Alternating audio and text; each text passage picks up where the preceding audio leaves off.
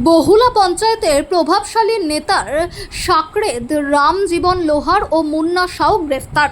অন্ডালের পরাশকোল এলাকায় তোলাবাজি ও সিন্ডিকেট রাজ চালানোর অভিযোগে রবিবার রাত্রিতে অন্ডাল থানার পুলিশ অভিযান চালিয়ে গ্রেফতার করল পাণ্ডবেশ্বর বিধানসভার বহুলা পঞ্চায়েতের উপপ্রধান তথা দাপুটে তৃণমূল নেতা বীর বাহাদুর সিং ঘনিষ্ঠ রামজীবন লোহার ও মুন্না সাউকে চাঞ্চল্য এলাকায়। সূত্রে জানা যায়, অন্ডাল এবং সংলগ্ন খনি অঞ্চলে সিন্ডিকেট রাজ চালানো ও স্থানীয় ব্যবসায়ী এবং সাধারণ মানুষদের কাছ থেকে জোরপূর্বক কাটমানি নেওয়ার অভিযোগ উঠছিল রামজীবন ও মুন্নার বিরুদ্ধে। দিনের পর দিন এই সিন্ডিকেট রাজত্ব এবং কাটমানির শিকার হয়েছেন বহু ব্যবসায়ী, এমনকি সাধারণ মানুষ।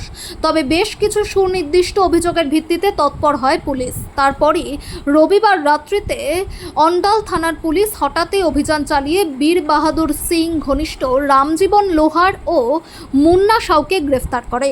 গ্রেফতারি প্রসঙ্গে তাদের প্রশ্ন করা হলে মুখ খুলতে নারাজ তারা। বর্তমানে এমন ঘটনায় এলাকায় চাঞ্চল্য ছড়িয়েছে।